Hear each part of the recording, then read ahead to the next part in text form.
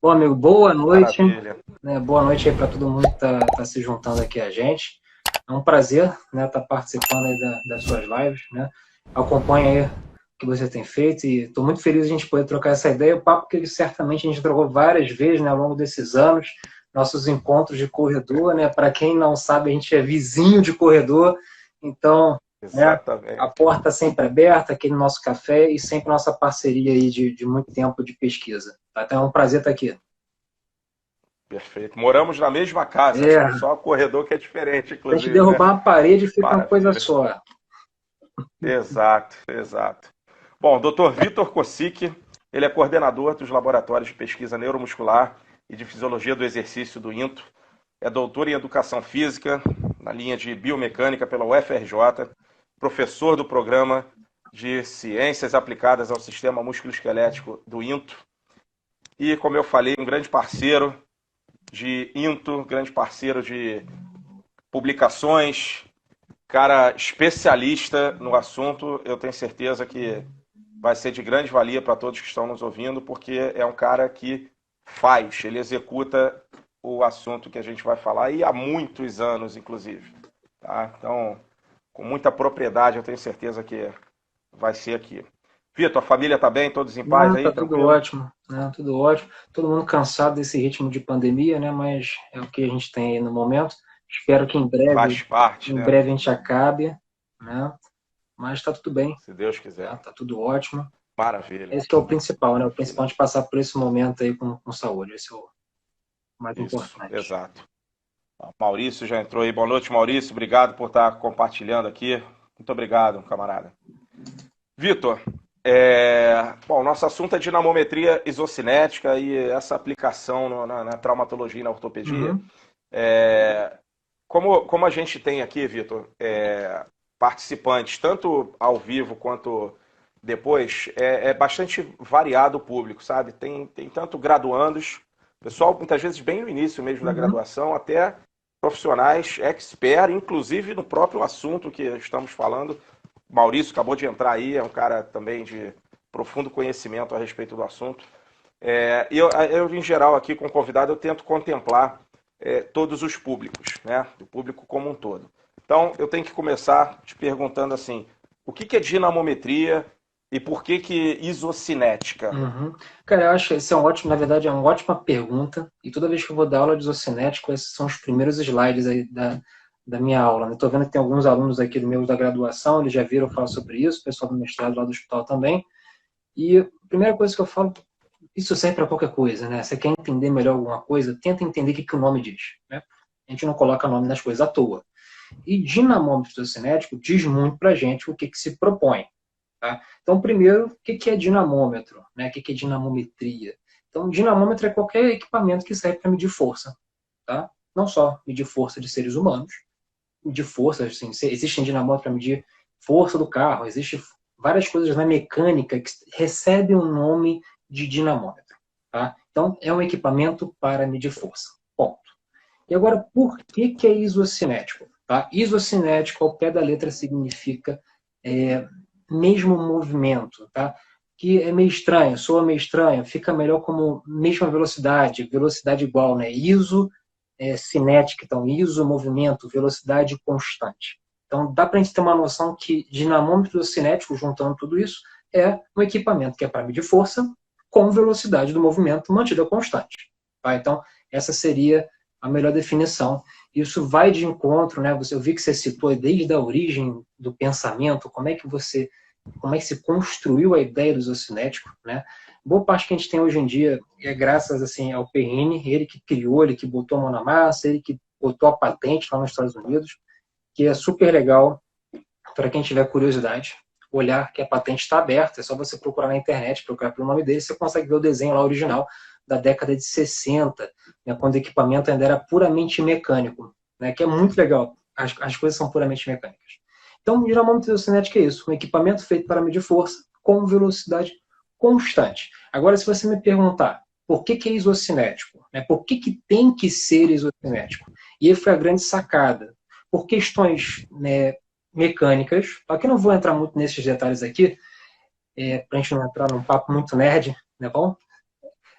por questões mecânicas, o equipamento que consegue assegurar que a velocidade é constante, ele está assegurando que a velocidade que o indivíduo, na verdade, ele assegura que a força que o indivíduo está fazendo vai ser sempre igual ao do equipamento.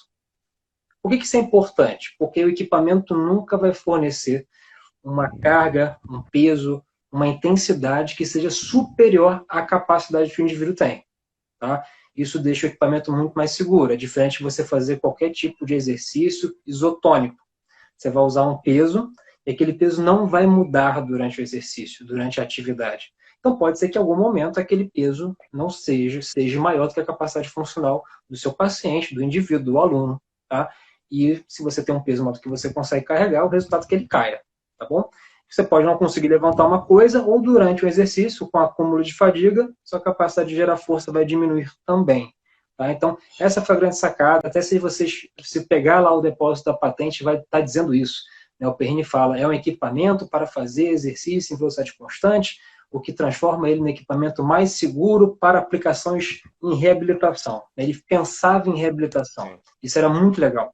É muito visionário para você pensar isso década de 60. É muito visionário. Então, essa seria a grande explicação por que é isocinético, por que é um dinamômetro isocinético.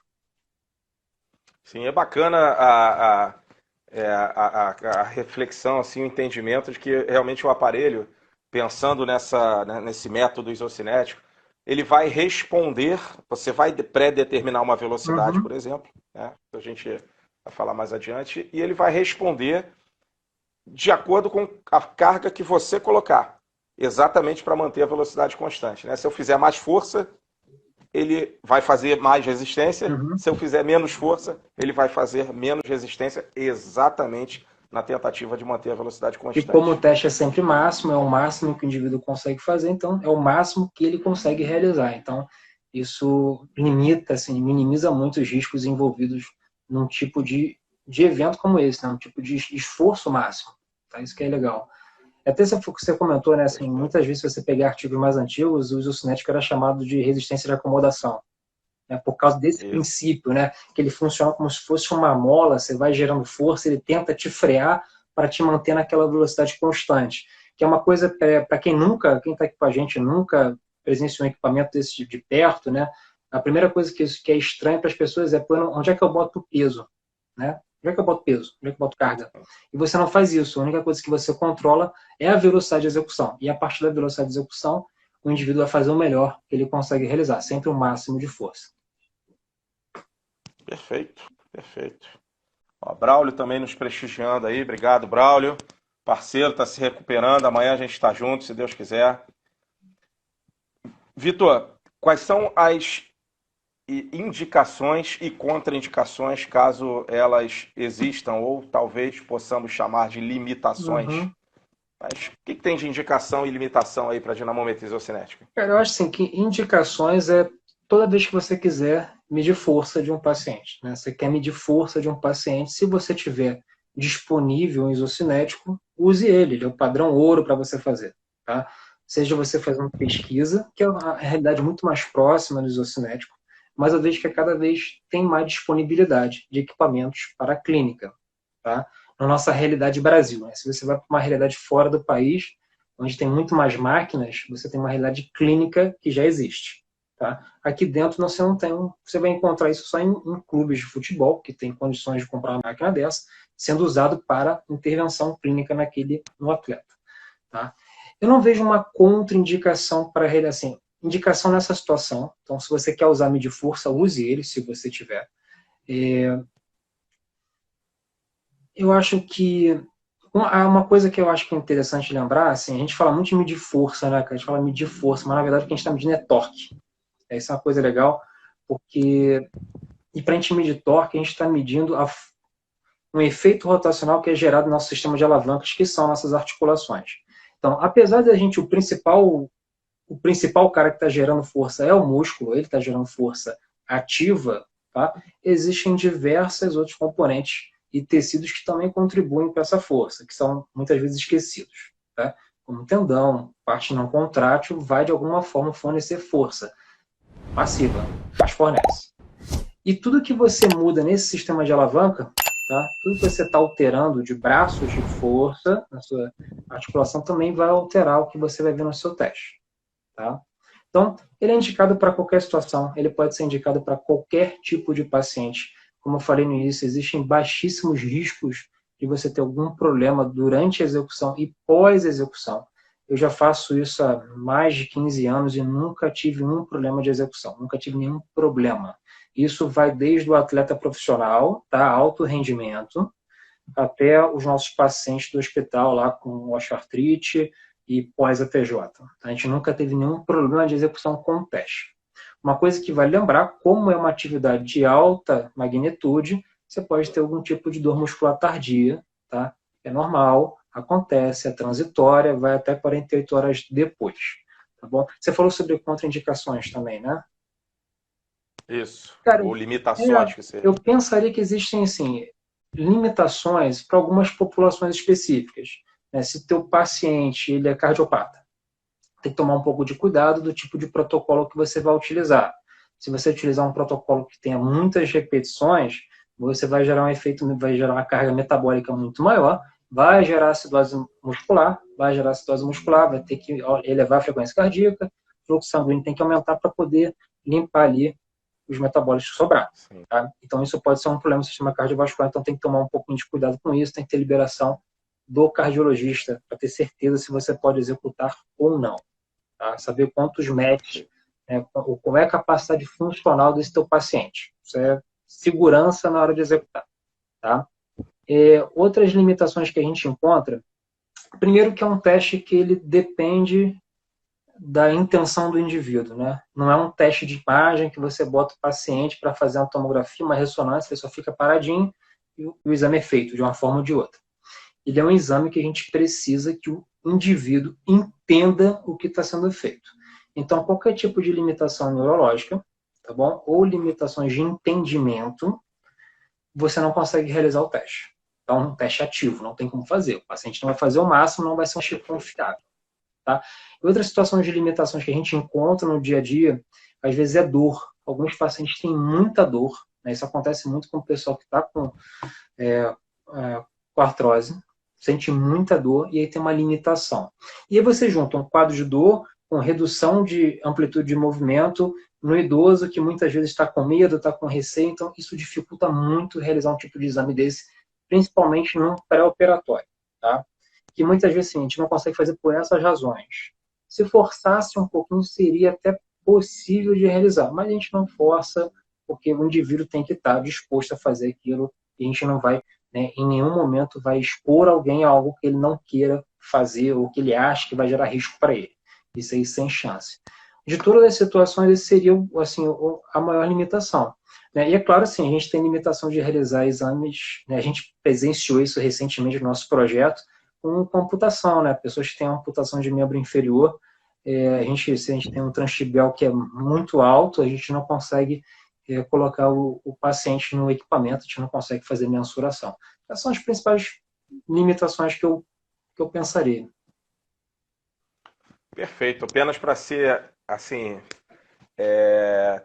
já, você indiretamente já colocou, mas só para ser mais categórico ainda, Vitor, claro que as pessoas têm que entender que existe sim uma limitação também em relação a algo estrutural, por exemplo, se o cidadão acabou de fazer uma sutura num pós-operatório, tá indiretamente aí o que você falou, mas para deixar assim, ser categórico. Um exemplo também, assim, a gente faz por segurança, reconstrução de LCA. A gente tenta por segurança fazer com 6 meses o primeiro retorno, por causa da ligamentização. Então, assim, eu tenho a minha certeza de que com 6 meses o ligamento está num estado mais cicatrizado, mais seguro, para a gente não ter nenhum problema, e que eu não atrapalho o que o cirurgião fez, né, que aconteça alguma coisa e atrapalhe a cirurgia, a gente bota com um protocolo e realizar com 6 meses. Tá? Já fiz avaliações anteriormente com 3 meses e também não tive problema nenhum. Né? E sinto muita segurança por conta desse mecanismo do isocinético, porque a gente não vai romper o enxerto, porque a gente não vai ter uma força contrária real. Tá? Mas são situações, tudo assim, não existe receita de bolo. A gente tem situações que eu acho que a gente tem que pensar, considerar para tomar a decisão. Então, de todas elas, essas são as limitações que eu acho que são, de fato, limitações. É que a gente tem que pensar. O resto, tá valendo. Qual foi a pessoa mais jovem que você já avaliou no dinamômetro? Mais jovem foi em torno de 17 anos. Nunca avaliei 17. adolescente, menor que isso. E era 17 anos, era atleta sub-20 de futebol. Então era uma pessoa que estava acostumada a fazer atividade física, não foi diferente de fazer com um adulto. Né? Agora, mais velho, já avaliei gente com 90 anos. Né? A gente já avaliou gente com 90 Nossa. anos no hospital. Então, assim, Legal. Submetida à cirurgia lá no Inter? Alguns projetos que a gente teve no passado com osteoartrite, né? A gente tinha pacientes bem idosos. Legal. Você conhece, Vitor, aliás, antes ainda aqui, quando se pensa em dinamometria, o cara que leu, eu diria assim, que leu, ele só precisa ler um pouco sobre dinamometria, ele já percebe que a literatura trabalha muito com o joelho, vai trazer muito joelho, né? E ainda tem muita gente que acredita assim que é no joelho a avaliação. Queria saber de você, assim, quais são os segmentos do corpo passíveis de avaliação pelo dinamômetro isocinético, seja a máquina que atualmente você opera, seja o que tem de mais moderno aí no mundo, o que eu tenho de possibilidades, inclusive as limitações. Fala um pouquinho pra gente disso. Cara, na verdade, você consegue medir todas as articulações do corpo. Todas, assim, todas as grandes articulações, ombro, joelho, né, quadril, tornozelo, você consegue fazer cotovelo, punho, até coluna a gente consegue fazer. Né? A gente tem um módulo especial para poder fazer flexão e extensão da coluna. A única coisa que ele não faz é tensão manual, né, o nosso hand grip não faz, e movimentos com a cervical.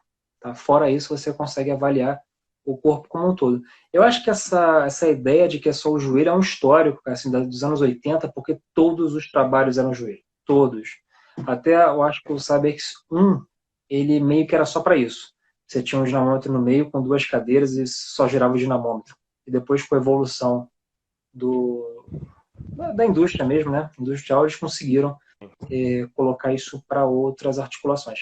Quem tiver curiosidade de ver quais são as articulações, é só você entrar no site da CSMI ou da Biodex, que são os dois grandes players que a gente tem hoje em dia no mercado. Tá? São os dois caras que realmente vendem isocinéticos. Tá? Esses são isocinéticos.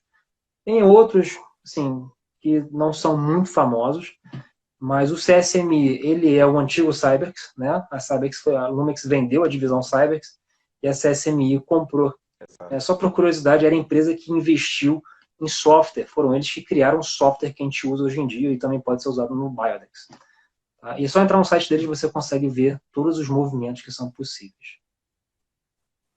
O Daniel ele colocou aqui, indica alguma leitura sobre o tema. Tá aí, Daniel, já esses dois sites, mas você tem alguma coisa em mente assim, Vitor? Eu posso indicar, me permita, sim. Eu tenho sim, Daniel. Primeiro são esses sites que o Vitor colocou, pode ser interessante.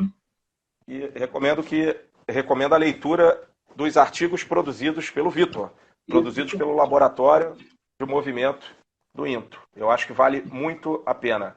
Tá? São trabalhos sempre com propósitos muito importantes de impactarem realmente na ciência, impactarem em algum parâmetro relacionado à recuperação, principalmente a recuperação aí pós-operatória.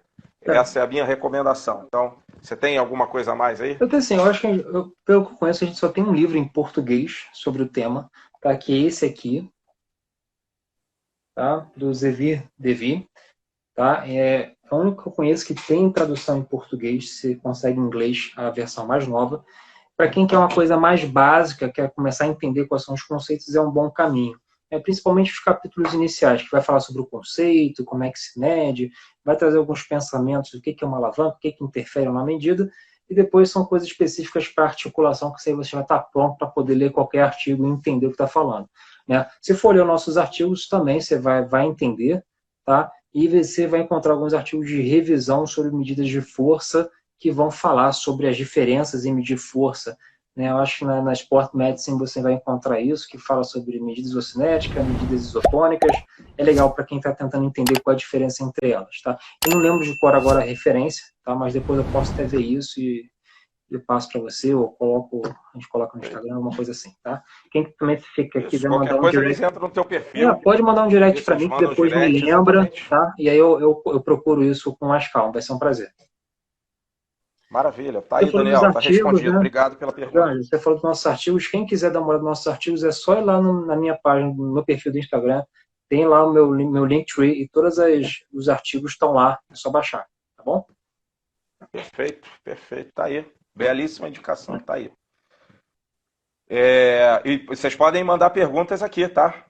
Podem fazer os comentários à vontade. Se vocês puderem mandar as perguntas aqui nesse balãozinho com a interrogação, fica mais fácil para me organizar aqui, porque os comentários passam e às vezes eu perco a oportunidade de passar isso para o convidado, tá? Então coloquem aqui no balãozinho com a interrogação à vontade. Vitor, você conhece? É interessante. Eu já fui mais novo, né? Mas então há bastante tempo aí atrás, eu me lembro que esse papo de isocinético e tudo, eu ainda me lembro, cara, a época que tinham assim 3 dinamômetros no país. Eu me lembro disso, cara. Eu lembro que era um em um clube famoso de futebol, outro numa universidade, Uhum.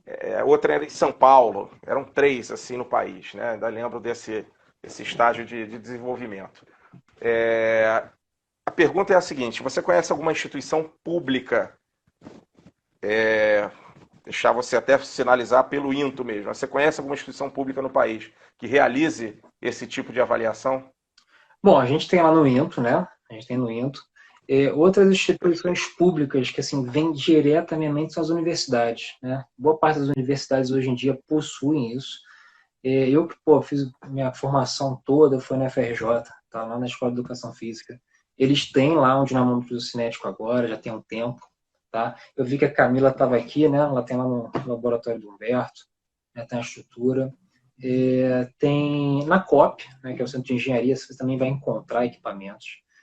É um cenário, como você falou, é completamente diferente de 15 anos atrás, né? A gente está revelando a nossa idade, né, cara? Assim, a gente, eu não tô tão velho, não, né? Eu comecei cedo. Eu te dizer, o pessoal já olha aqui minha barba e fala assim: D'Angelo, você tá com a barba falhada. Deixa pensar que tá falhado, é cabelo branco, é É. impressionante.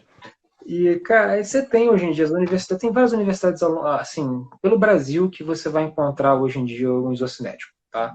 E assim, sim, na universidade e como a gente tem lá no hospital, são equipamentos que são voltados para a pesquisa, tá? Não são voltados para assistência. Por que isso? A principal limitação é o custo, né? O custo do aparelho desse é caro, não vou falar quanto é que é, mas é caro, tá? É caro para você ter por aí, é caro para você botar em lugares específicos, é caro você montar imagina, assim, mas seria um sonho, né? Você montar uma sala com 4 dinamômetros, poder atender um monte de gente, mas é um sonho caro, um sonho bem distante, tá? Então, são essas instituições que você vai encontrar para pesquisa, tá? Não é para assistência, né? Que nem a nossa realidade que a gente tem lá. Adoraria que a gente pudesse usar na assistência, né? Em algum momento, né? Que a gente pensasse, é interessante para isso, é interessante para um específico de paciente, para um paciente que é atleta, né? Como é que a gente pode pensar? Mas essa é a limitação que a gente tem por causa do custo operacional disso. Hoje em dia tem muito mais. Eu lembro que, assim, há 15 anos atrás, quando eu cheguei no INTO, tinha lá no Minto, eu acho que tinha mais uns 2 no Rio, tá? Hoje em dia tem tranquilamente aí uns 7, umas 7 máquinas no Rio que eu tenho conhecimento, tá? Certamente. E essas distribuídas entre o Cyberx, né? Toda vez que a gente fala Cyberx é o CSMI e o Biodex. Sim. Eu já tive a oportunidade de trabalhar com os dois, né? Trabalhei muito mais tempo com o CSMI, mas tive a oportunidade de trabalhar com o Biodex, né? Quando eu participei de um projeto lá no Laboratório Olímpico do COB.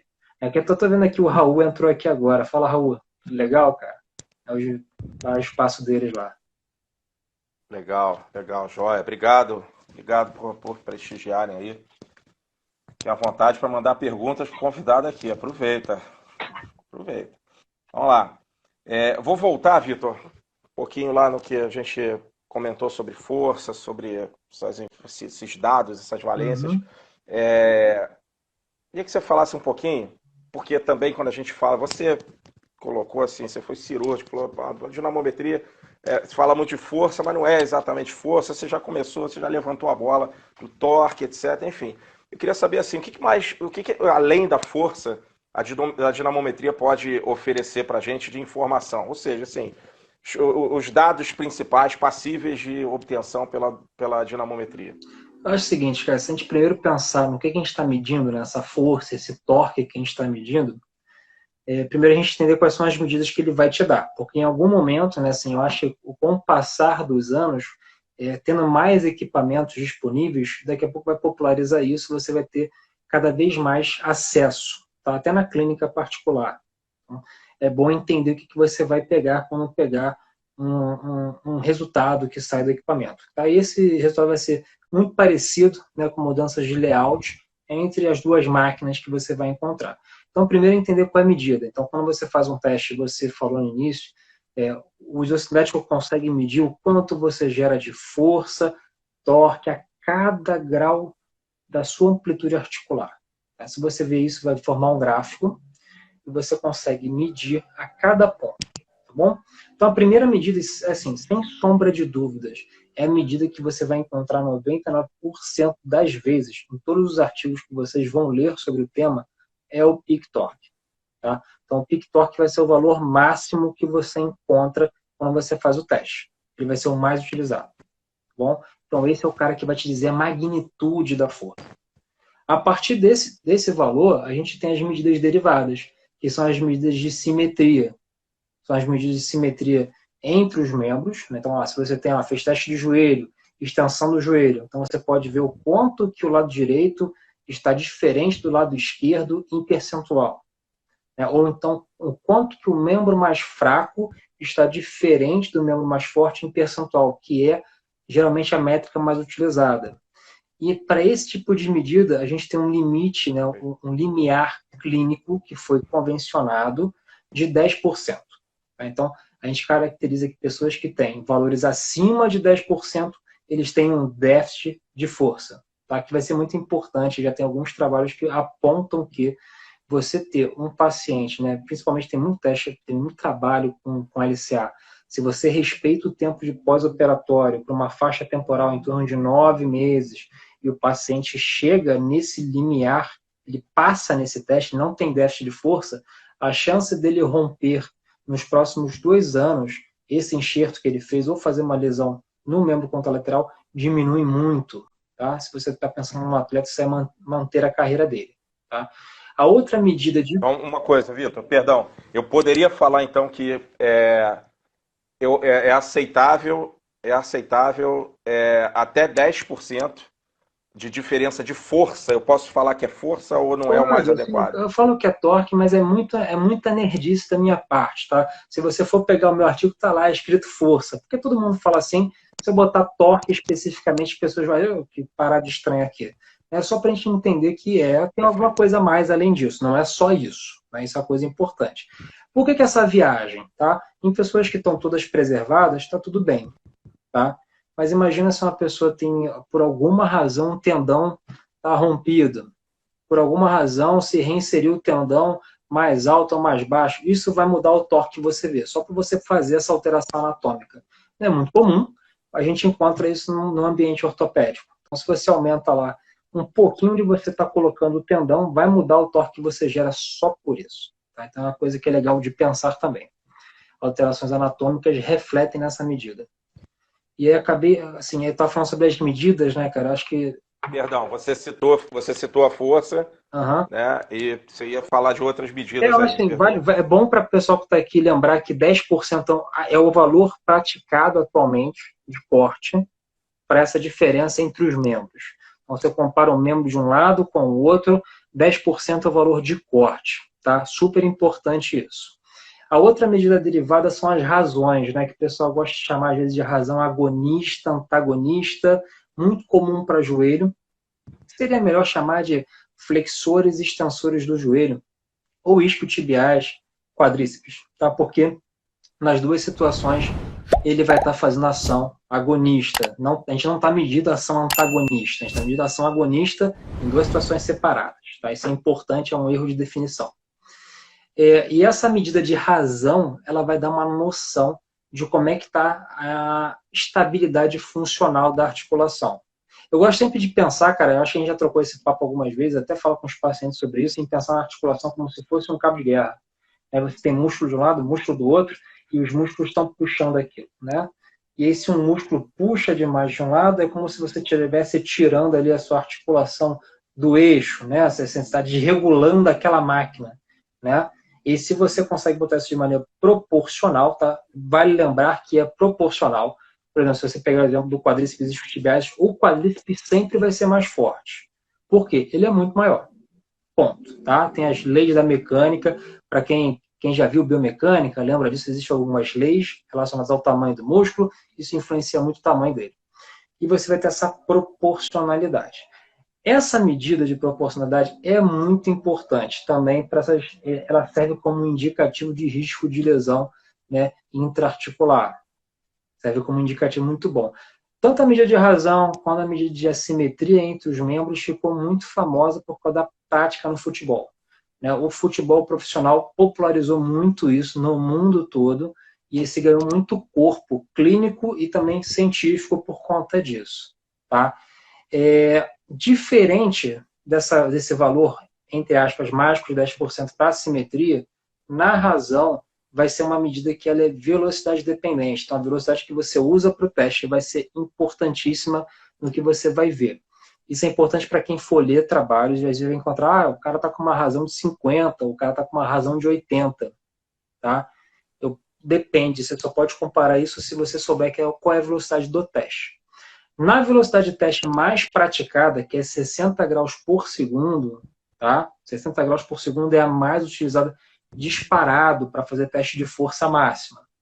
Nesse cara, a gente vai buscar encontrar algo em torno de 60% a 80% na razão. Seria uma razão aceitável, tá bom? Se isso está desbalanceado é porque ou o quadríceps ou os isquiotibiais estão muito fortes ou fracos, você tem que olhar o pique torque para entender o que você precisa fazer para melhorar.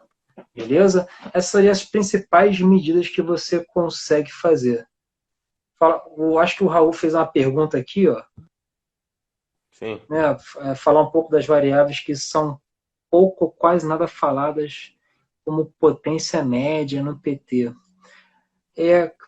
Assim, elas realmente são esquecidas, cara. Geralmente você não usa isso não, porque a informação que vem ali é meio difícil de você deglutir isso, né? Até as informações de trabalho que você pega daquilo ali, elas não são tão fáceis de serem entendidas.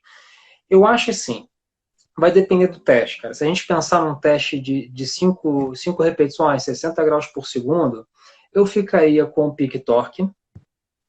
Talvez eu ficaria com o trabalho. Por quê? O trabalho, diferente do pique torque, que é instantâneo e mostra uma coisa só, ele consegue me dar uma noção melhor de como é que está a capacidade de produção de força ao longo da articulação. Deixa eu tentar fazer um desenho para ver se eu explico melhor aqui.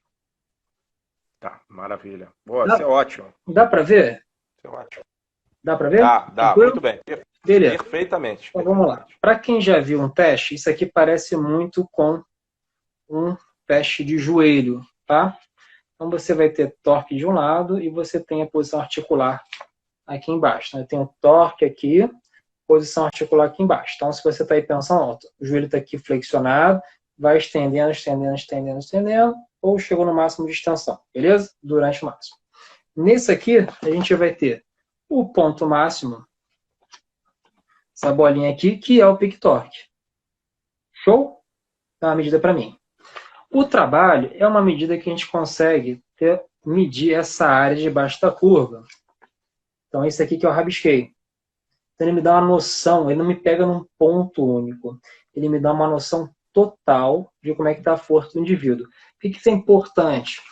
Alguns indivíduos que têm lesão intraarticular, uns caras que você pode pegar aí no laboratório, vai pegar um atleta que já tem histórico de lesão de LCA, o cara tem menisco, o cara está começando um processo de artrose, você pode encontrar coisas como essa aqui, ó.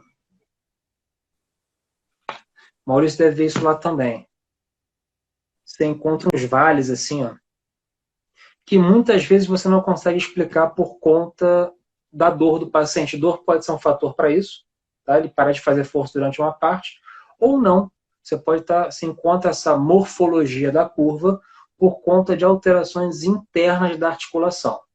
Como assim? Se você pensar que você tem um ligamento dentro do joelho, o LCA, e por algum momento ele não está ali, ou se você tem lesões internas, isso pode mudar toda a geometria interna do joelho e você tem translações internas. Tá? Você vai ter translações durante o processo. Talvez seja um papo muito viagem para quem está no início, graduação e tal. Mas pense que o joelho se mexe também quando você faz a atividade, tá bom? E quando você faz isso, por algum momento você vai ter uma queda da produção de torque por alguma razão que às vezes a gente nem sabe dizer, tá? Mas se você tiver as duas medidas de peak torque e a medida de trabalho, você vai ter são coisas que são complementares. Complementares. A gente usa muitas vezes isso quando eu fazer avaliação de atleta, eu mostro as duas, comento, falo o que está acontecendo para completar. Artigo é 100% você vai ver peak torque. Porque vai depender muito do que você quer. Geralmente nos artigos, hoje em dia, a tendência é usar isso aqui para medir força máxima, para ter um indicativo de força máxima. Então, o peak torque resolve. Então, depende do que você quer. E talvez, Raul, não sei se você está pensando num teste que envolva a fadiga, você quer entender o que acontece ao longo de mais repetições, aí sim você pode pensar, talvez, no trabalho médio, ou pensar, se você tem um protocolo com 15 repetições, você pegar as 3 primeiras, as 3 últimas, fazer medida de índice de fadiga. Tem infinidade de possibilidades. É isso que eu usaria. Nunca usei esses tipos de medida aí, cara. Já usei medidas de fadiga para projeto. Né? Não sei se o D'Angelo deve lembrar, ele participou da banca, a gente fez isso com o trabalho do Matheus, né, que daqui a pouco está saindo, né, foi aceita para a publicação. E a gente fez um protocolo grande com fadiga e usava medidas no início e no final para ter uma noção de quanto que se gerou de fadiga. Tá? Então, tudo vai depender do que você quer. Tá? Não existe essa fórmula fechada para essas outras medidas pouco conhecidas. E para ser muito sincero, tá? Muito sincero, eu não tenho compromisso nenhum com as empresas. Eu acho que boa parte que sai naquele relatório é só para encher o relatório e justificar o preço. Verdade, assim, direto, tá? Eu acho que é isso. Outras medidas relevantes que tem para mim, que trabalho com mecânica muscular, mecânica articular. Onde ocorre o peak torque? Isso para mim é interessante, por questões mecânicas. Você vai ver que alguns trabalhos meus, a gente fala muito sobre isso. Eu usei o ângulo de peak torque para poder fazer uma contração isométrica, mas é muito particular. Né? É muito particular. Só já que a gente falou sobre isso, no joelho é normal você encontrar esse ângulo de peak torque em torno de 60 a 80 graus. Também depende da velocidade que você vai utilizar. Tá? Que tem a ver com a mecânica da articulação do joelho. Beleza, Raul? Não sei se esclareceu aí. Só não vou ficar viajando muito nesse papo, que eu acho que talvez a gente pode trocar uma ideia em outro momento sobre isso, mais profundo. Não, foi ótimo, olha só. Foi muito didático, o Vitor. E algumas coisas aqui, algumas questões. Essa alteração que você encontra no gráfico, elas são... Primeiro dizer assim, né? Não adianta a gente ter um montão de dados se a gente não sabe o que vai fazer com ele. Isso não é uma frase que serve só para pesquisa. Você, de repente, querer colher dado, colher, ciência bazuca, sem né? Antes planejar o que vai fazer com ele. Ciência bazuca, a gente brinca assim, você olha para a árvore, pega a bazuca e atira. E depois o que cair, você vê o que você faz. Assim, nunca dá certo. Exato. Não dá certo. Não dá certo. Não dá certo. Comprovadamente, não funciona. Você vê a importância da gente saber o que vai fazer com os dados, tá? A gente saber interpretar. Não adianta um relatório lindão, a gente realmente não vai saber interpretar. Inclusive, como você colocou, alguns dados ou realmente estão lá para encher, né, para constar, ou de repente a gente ainda não sabe exatamente como aplicar isso. Né? Porque, claro, o fundamental ali é pegar esse dado e translacionar para a clínica. Sim. Né? Translacionar para a preparação física. Né? De repente a gente ainda não sabe como fazer essa translação. Né? Mas realmente, com aquele mundo de dados, tem que saber o que fazer com eles. Né? Por isso a necessidade de estudo, principalmente da ciência básica, como você destacou muito bem aí mais cedo. E para o caso da fisioterapia, em especial, durante então esse tratamento dele, seja pós-operatório ou não, a falha nessa curva, se eu tenho como identificar exatamente a angulação, a faixa em que eu tenho essa falha, como você falou, eu vou especular, né? Porque, bom, bem-vindos à ciência da incerteza, né? A gente está falando aqui para diminuir a incerteza, nada além disso. Mas eu tenho um indicativo, por exemplo, para trabalhar a articulação numa determinada angulação. Uhum. Isso pode me ajudar muito. Isso pode me ajudar na tomada de decisão no tratamento Porque fisioterapêutico. muitas vezes você não vai ter esse tipo de informação com nenhum outro teste. Você não vai conseguir ele. Né? Você só consegue com o isocinético. Não tem. E se você sabe que teu paciente ele tem uma faixa específica onde ele consegue produzir menos força, você tem o que atacar.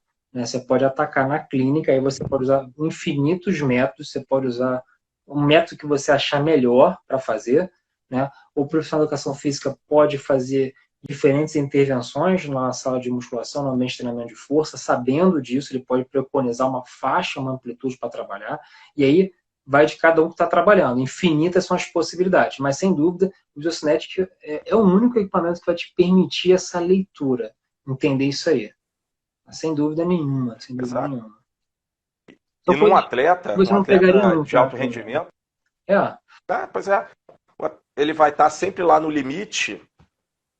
Há de se ter um cuidado especial com esse cara, seja numa pré-temporada, né, para planejar essa intervenção mais individualizada. A educação física faz isso como poucos ali, em conjunto com a fisioterapia, a fisiologia, enfim. Seja num pós-operatório, por exemplo. Uhum. Isso realmente fundamental. Sabendo interpretar, fundamental. Agora, a gente falando de outras medidas, né, tem uma medida que tentaram emplacar há muito tempo nos isocinéticos, ela já vem como resultado. O CSMI eu tenho certeza que vem, né, não sabe, que se no Biodex não me recordo se vem, de fato, que era uma tentativa de medir força explosiva. Tá? E vem no resultado, vem dizendo quanto você consegue produzir de força em tantos milissegundos. Já se tentava fazer isso há algum tempo. Essa abordagem de pensar em força que você consegue fazer em menores intervalos de tempo ganhou muita força nos últimos anos. Tá? Mas aí a gente não usa isso que o dinamômetro dá. A gente usa uma outra abordagem, a gente faz uma contração isométrica explosiva. Quem quiser dar uma olhada depois, quando acabar aqui a live, passa lá no meu perfil, eu tenho uns vídeos sobre isso, tá? Vocês vão gostar de ver. E a gente pede para a pessoa fazer o máximo de força o mais rápido possível, porque aqui a gente quer medir o quanto ela consegue gerar de força em pequenos, né, curtinhos intervalos de tempo. Gente, quando eu estou falando em intervalo de tempo curto, eu estou falando dentro de 250 milissegundos. Tá? Milissegundo é você pegar 1 segundo e dividir por 1000. Por que isso, tá, D'Angelo? Por que isso é importante, cara? Porque a gente sempre pensa em força máxima. Todo mundo pensa em força máxima. Todo mundo. Todo mundo, tá? A educação física pensa nisso, de um jeito ou outro. A fisioterapia acaba pensando nisso. A pessoa pensa nisso, né, cara? O que é força? O que você consegue fazer de máximo, de levantar? E a dura verdade é que durante a vida, tá, são raros os momentos, se é que você vai ter oportunidade de fazer força máxima.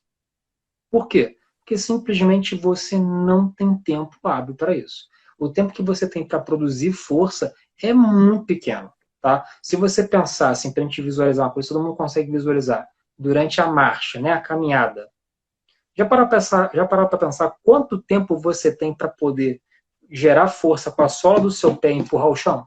Porque se você não empurrar o chão, você não vai andar. Tá?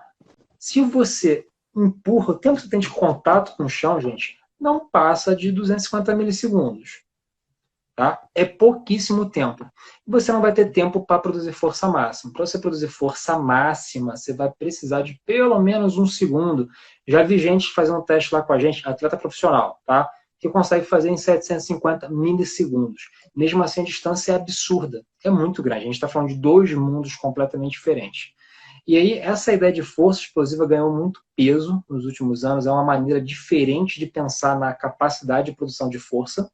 Tá? Que é uma coisa que a gente tem visto muito lá no laboratório. A gente tem tentado estudar bastante isso, porque se você pensar que todos os eventos da vida acontece nessa faixa de 50 a 250 milissegundos, né? Eu gosto muito de dar sempre o exemplo da ruptura de LCA. A gente tem alguns trabalhos que mostram que lá, um jogador de basquete, NBA, vai fazer lá a bandeja. Quando ele cai no chão, encosta o pé no chão, faz lá um valo dinâmico e tem a ruptura, isso não passa de 50 milissegundos. Não passa, é rápido demais. E aí eu fico pensando, pô, se a gente quiser tentar evitar isso, né, por ativação muscular, pensar no músculo para frear isso, tem que ser a força que você consegue gerar nesse intervalo de tempo. Então tem que entender como é que você consegue fazer isso. Tá? Então isso é super importante, que isso vai valer a vida do atleta, não só do atleta, porque a gente pensa muito em esporte, performance, mas também vai valer para as pessoas comuns, né? Porque se você consegue melhorar essa valência, vai melhorar. O idoso consegue andar melhor, o idoso consegue subir na escada. A gente já tem indicativos que essa força explosiva ela é muito bem correlacionada com diminuição do risco de queda em idosos. Então, é uma coisa legal que a gente tem pensado. Eu acho que dentro do mundo isocinético, tá? Dentro dessa dinâmica isocinética, sem dúvida esse é o tópico que está mais em voga atualmente, né? Que seria o diferencial, um grande diferencial. Perfeito. Assim como eu retomei a questão da diferença de força entre membros, né, para a gente consolidar aqui, é uma informação importante dos 10%. Uhum. Eu sei que você já citou aí, Vitor, mas para ser categórico de novo, assim, sobre a relação do isquios quadríceps. Qual é a relação, então, adequada? Para 60 graus por segundo, tá bom? Para 60 graus por segundo no teste, você vai encontrar faixas na literatura aceitáveis entre 60% e 80%. Tá bom? Perfeito. Para fixar aqui para os colegas. Tá? Muito Agora, bem, obrigado. meu dedo de opinião, quanto mais próximo de 80, melhor. Tá bom? Porque isso vai refletir que tanto o quadríceps quanto os isquiotibiais vão estar fortalecidos. Que você pode encontrar, assim, uma dica também, não use essa medida isolada. Não use nenhuma medida de assimetria isolada. Olhe sempre a força máxima. Tá? E você procura o que você vai ter de força máxima. Apesar de não ter algumas escalas normativas para isso, mas se você tiver um atleta, busca a literatura que fala sobre aquele tipo de população e vê qual é a média de força esperada para aquele indivíduo. E você vê que você pode ter discrepâncias, forças baixas, e você olha para a simetria, está tudo bem, você olha para a razão, também está bem, mas o cara está fraco, está ruim do mesmo jeito. Então tem que levar tudo em consideração. Eu adoro que não seja uma receita de bolo. Nunca é. Eu adoro. A gente separa o joio do trigo. É maravilhoso isso. Se você não tiver um profissional de excelência na educação física, um profissional de excelência na fisioterapia e nas outras profissões, você não vai ter a melhor ou a maior efetividade, não vai ter a melhor ou a maior segurança para o paciente. Eu acho isso espetacular. Que bom que é assim. Cara, assim, eu acho que a receita de bolo é bom para padeiro, né? Para gente que lidar com pessoas, a gente tem que ter possibilidades e pensar o que está fazendo. Não dá para fazer a mesma coisa sempre. E quem vende isso por aí está enganando as pessoas. Sim, tenho certeza. Que bom. Vitor, a gente está caminhando aqui já para o final. Eu quero saber um pouquinho sobre as pesquisas. Você fala para o pessoal, as pesquisas estão sendo realizadas lá no Laboratório de Pesquisa Neuromuscular e de Fisiologia do Exercício. O que você tem pesquisado mais aí? Fala um pouquinho para a gente. Lá no laboratório a gente está interessado em entender todos os fenômenos relacionados à força muscular, né? E tanto envolvendo parte elétrica, né? Então a gente quer entender como é que o músculo é ativado pelo sistema nervoso central. Então a gente usa a eletromiografia de superfície lá, a gente quer entender isso. E a gente também está interessado em questões morfológicas, então a gente usa o ultrassom para poder fazer medidas no músculo, né? Isso tudo como ferramentas para entender fenômenos. Tendo esse background dentro da neuromuscular, a gente quer entender como é que as lesões ortopédicas influenciam nessa função, nessas características, né? Além da força, a gente também vê coisas relacionadas à integração sensório-motor, então a gente está interessado em propriocepção, né? A gente já fez um trabalho sobre isso recentemente. Tudo isso junto para entender como é que a lesão ortopédica influencia isso e como é que o processo ao longo pós-cirúrgico vai interferir nisso também. A gente tem bastante projetos atualmente que são transversais, né? Para quem não está acostumado com o tema, projeto transversal com certeza, então, o pessoal que te segue já sabe que tá fera nessas questões, né? Mas é um É uma foto que a gente tira de um momento específico daquele indivíduo. E a gente consegue já dizer algumas coisas relacionadas ao pré-cirúrgico e ao pós-cirúrgico. A gente tem projetos longitudinais, né, que a gente acompanha o paciente durante mais tempo, que é o que a gente quer fazer. A gente quer ter mais robustez nessas questões. A gente tem se preocupado muito com essa característica da força explosiva, tá? Porque é um tema importantíssimo. A gente conseguiu aí, nosso grupo está bem posicionado aí mundialmente com esse tema, né? A gente tem conseguido colocar uns artigos bem legais em revistas bem legais, né? Com parcerias de peso. A gente tem projetos, tem muito joelho, né? Porque existe um volume grande de joelho, né? Isso é certeza que tem. Então a gente tem pós-LCA, a gente tem projeto com a artrite, com a TJ, aí a gente vai agora começar projetos aí com quadril, né? Coisas mais fortes com quadril, né? Com a síndrome do impacto. Né? Eu acho que o Lourenço participou recentemente com você, né? Lourenço, a gente vai tocar esse projeto lá junto. Mas são essas coisas em linhas gerais que estão rolando lá no neuromuscular. Tá? Então, é um emaranhado de situações que estão acontecendo. Agora, a fisiologia dos exercícios, eu vi que o Sidney também está aí, né? O Sidney que é parceiro nessa parte lá, que é a especialidade dele. Né? Apesar de entender sobre o assunto, assim, a minha parte é mais a biomecânica neuromuscular. E a gente quer entender de fato como é que as lesões, né, acabam influenciando em aspectos metabólicos do paciente. Então, quando eu falo metabólico, a gente está pensando no sistema cardiovascular, a capacidade desse indivíduo de resistir a esforços, né, como é que ele consegue tolerar de exercício, isso vai refletir na capacidade funcional de um paciente. A gente tem projetos de andamento com escoliose idiopática do adolescente, a gente tem um trabalho recente que foi publicado, a gente tem mais alguns aí para saírem sobre o tema, e a gente também vai começar projetos com pacientes com osteoartrite do quadril, né? Entender como é que a doença acaba afetando, que a doença gera inatividade, a inatividade gera sedentarismo, e aquilo é uma bola de neve, né? Então você vai aumentar o peso corporal, você deixa o quadril ficar pior, e aquilo vai piorando, piorando, piorando, e o paciente vai perdendo função, e aquilo é o nosso papo de sempre, né? Porque o que importa é o paciente. E a gente tem que entender como é que a gente pode melhorar a vida do paciente. Então, isso são coisas que a gente pode melhorar a vida do paciente. A gente tem agora um projeto já nessa linha da escoliose, a gente vai botar um projeto agora, que vai ter uma aluna nossa que vai tocar isso no mestrado, com intervenção, né? Intervenção de fazer exercícios aeróbios e fazer exercícios de força nesses pacientes que estão no pré-op, né? Como é que a gente consegue melhorar o condicionamento deles para chegar na cirurgia.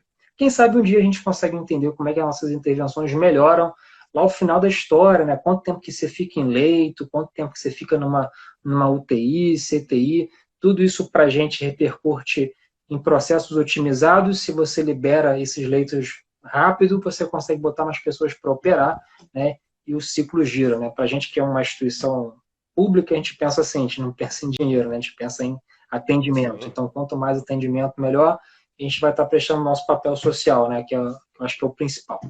Tá? Em linhas gerais é isso, cara. Assim, fico convite, cara. Assim, o hospital é uma instituição pública, né? E vai ser um prazer se alguém quiser visitar em algum momento, pode falar comigo para visitar as instalações do laboratório. Mas assim, eu acho que é interessante conhecer de perto e ver que a gente tem uma estrutura que é sem igual. A estrutura que a gente tem lá não perde nada para nenhuma instituição no mundo. Concordo. Então, vou aproveitar e te perguntar aqui, acho que é a penúltima pergunta. Você falou aí de verba e tudo, né? Se você tivesse uma verba infinita, te deram um cheque em branco, use, para realização de pesquisa no laboratório do INTO, o que você faria, Vitor? Primeira coisa é falar pro meu chefe, você tá doido? Você tá maluco? Que negócio é esse, cara? Né? É um cheque em branco. Mas, assim, brincadeiras à parte, se a gente tivesse capacidade de ter mais recursos, né? A primeira coisa, Dona, que eu te falo assim, é pensar em investir em pessoal. Por quê, cara? Assim, eu não acho que quem faz pesquisa é equipamento. Né? O dinamômetro é muito legal, mas ele é uma ferramenta. Ele é uma maneira para você acessar um fenômeno. Se você não tem pessoas pensando, construindo, trabalhando, você não tem ciência. Esse seria o primeiro ponto. Pensar em pessoas. Tá? Pessoas para produzir mais conhecimento. né? A gente vai estar sempre na frente das máquinas, tá bom? Então é bom que a gente tenha pessoas mais capacitadas e fazendo coisas que só seres humanos conseguem fazer. Esse seria o primeiro ponto que eu pensaria. Agora, se a gente tivesse mais, né, recursos, a gente pensaria em projetos que fossem longitudinais, que são difíceis de serem feitos, né, porque existe um custo operacional grande, é difícil você manter o paciente indo várias vezes, o paciente tem custo de transporte, custo de alimentação. Se a gente pudesse controlar melhor as situações, que ele pudesse ficar internado por uma situação específica para um projeto. Então, são coisas que necessitam de recursos e seriam muito interessantes, né? Agora, outra coisa também, já em pensamento de formação de pessoas, né? Se tivesse verbas de viagem, as pessoas pudessem visitar outros centros e trocar informação, seria fundamental, né? Porque conhecimento nunca é de uma via única, né? A gente como Instituto Nacional, eu gosto de pensar que a gente tem a obrigação de ajudar, né, o resto do Brasil, mas certamente tem alguém que pode contribuir com alguma coisa que a gente não viu.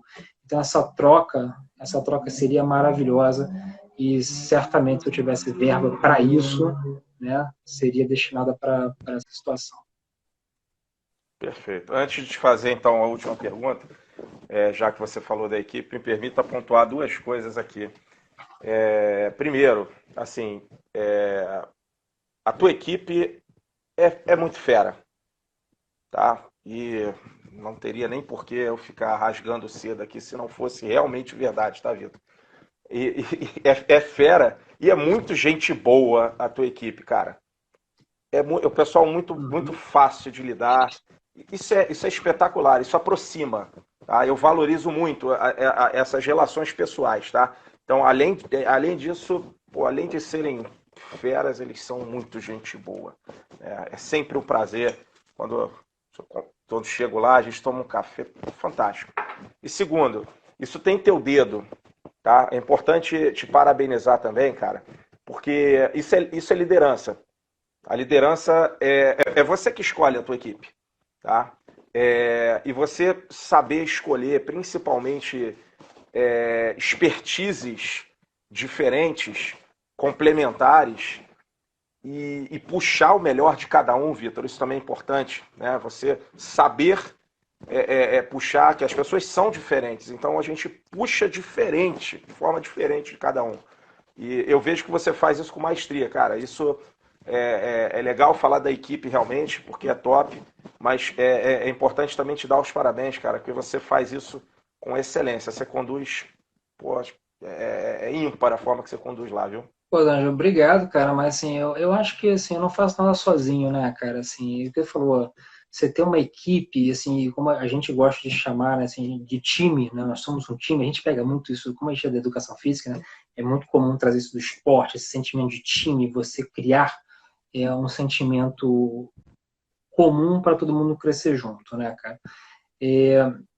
Não vou mentir para ninguém, tá, gente? Ambiente de pesquisa é um ambiente que às vezes tem muita vaidade, as pessoas às vezes têm, né, essas coisas, né, de doutor, de tal. E não é nada disso, né, gente? Fazer pesquisa é um trabalho como outro qualquer. A gente só está fazendo pesquisa, né? A gente podia estar fazendo outra coisa. Pesquisa é trabalho. A pesquisa é até um papo maneiro, né, cara, assim, que pesquisa é trabalho. Você escolheu fazer esse trabalho. Você podia estar fazendo outro. Você escolheu, né? E não tem nada a ver que você é iluminado e você que vai entender as... Não, você depende de tempo de formação, entender como é que as coisas funcionam, entender como é que funciona publicar, como é que é fazer parte da comunidade, cara. Isso para mim foi, assim, sensacional. Quando eu entendi, eu escutava desde moleque lá, assim, pô, a comunidade científica, que porcaria é essa? Né? Você se sentir parte de fato de uma comunidade, você tem uma corrente de pessoas que estão ali momentaneamente, porque todos nós vamos morrer um dia, mas estamos criando e a gente vai deixar um legado interno e para as próximas gerações continuarem. Eu gosto muito de falar que a ciência é uma corrida de bastão, né? Então, está fazendo uma corrida de bastão para o bem da humanidade. Então, esse é o papo. Então, já que você falou, cara, vou agradecer também aqui o pessoal para a equipe, porque sem eles a gente não conseguiria fazer nada, a gente se complementa. A gente foi muito feliz, né, de montar uma equipe que seja legal, gente boa e extremamente capacitada. Juntar essas qualidades numa equipe, em pessoas, não é uma tarefa fácil, né? Que bom que a gente conseguiu, que a gente consegue dar o melhor, a gente consegue dar o nível de serviço que o Instituto Nacional está pedindo da gente. Perfeito. E vou te pedir aqui, finalmente, eu peço sempre para meus convidados no final, 2 dicas de ouro do Dr. Vitor Kosick aos profissionais a respeito da dinamometria isocinética. Cara, bom, se a gente fosse pensar, vamos lá, dica de ouro. Bom, se você tiver disponível um isocinético, use. Tá? Primeiro ponto. Né? Não é a realidade de todos, mas se você tiver como medir o seu paciente no isocinético, use. Estude antes para você entender o que você está pedindo. Tá? Não adianta pedir um monte de coisa, um monte de teste, você não vai usar. Você vai expor seu paciente sem necessidade. Entenda o que você precisa. Recomendo fazer um teste de força máxima, tá bom? E se tiver a oportunidade de fazer um teste de capacidade explosiva, também fazer, tá bom? Seria muito relevante. Se você tiver uma situação, você está trabalhando com um atleta, pense sempre nisso, tá bom? Porque eu foquei muito na questão da força explosiva. Às vezes, esses índices de força máxima, o paciente pode passar, mas não passa na explosiva. Aí fica uma dica também para o pessoal que trabalha com pós-op de joelho, de LCA. Rope teste dá falso negativo com 6 meses. Tá? Já vi um monte da dá falso positivo, desculpa. O cara passa no rope teste, não tem assimetria, mas a assimetria na força está absurda ainda. Então tomem cuidado nas decisões baseadas apenas no rope teste. Tá? Isso já está na literatura sobre isso. Então, se tiver, use. Mas se você não tiver um dinamômetro, gente, use o que você mão para medir a força de maneira objetiva. Né? Hoje em dia a gente tem várias abordagens por aí, algumas mais caras, outras mais baratas, mas você tem abordagens para medir.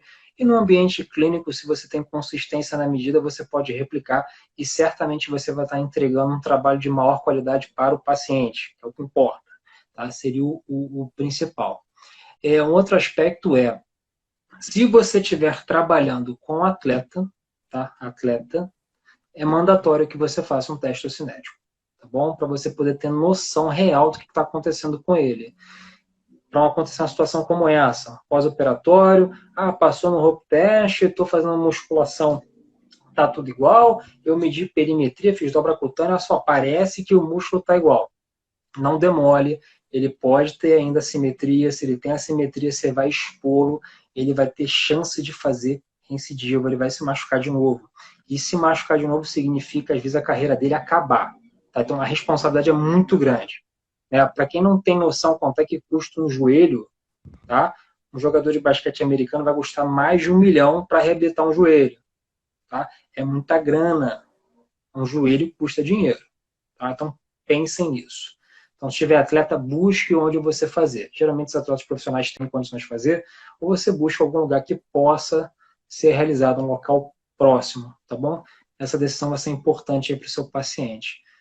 Seriam as duas principais coisas que vem na minha cabeça agora, cara. Eu podia pautar.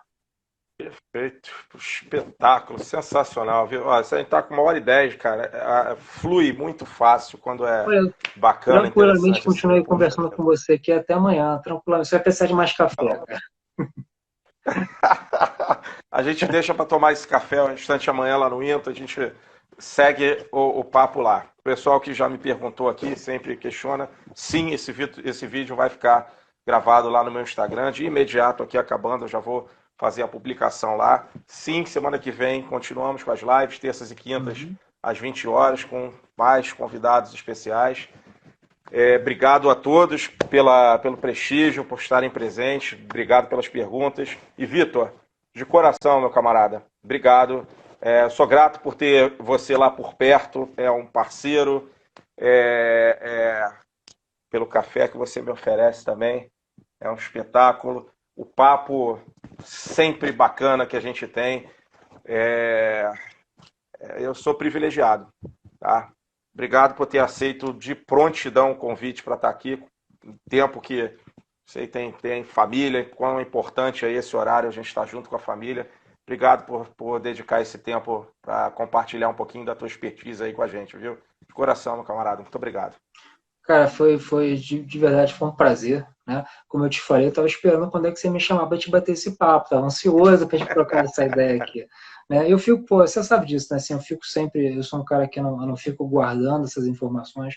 Eu não acho que informação é para ser guardada, eu acredito que informação é para você disseminar.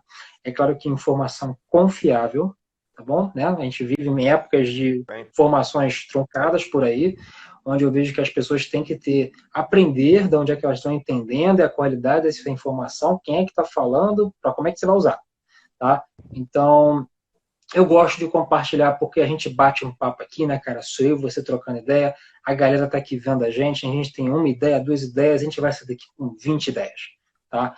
E aí também, assim, se você me permite, assim, a galera que tá aqui, se puder passar lá no meu perfil, dá uma olhada no nosso trabalho, tem muita coisa legal, né? A gente usa o canal, eu uso o meu canal pessoal mais para divulgar as coisas que a gente acaba fazendo lá, nossos projetos, então toda vez se você estiver lá, você vai saber em primeira mão os projetos que a gente está fazendo e trocar ideia, ver vídeos que você não vai ver por aí de avaliação, tá? Então vai ser muito legal, mais Exato, um canal para a recomendo. gente trocar ideia. Exato, recomendo. Vai ficar, assim como o perfil do Vitor entrou na divulgação dessa live, vai entrar também o perfil no momento que eu publicar essa live aqui, daqui a alguns minutos, vai entrar lá, vale a pena visitar e convidar os colegas. Concordo contigo, Vitor. Maravilha, meu caro. Isso aí, meu amigo. Vamos descansar então agora. Saúde, obrigado a todos mais uma vez. Obrigado, Vitor. Foi um prazer. Tchau, tchau, gente. Boa noite. Prazer. Abraço. Tchau, tchau.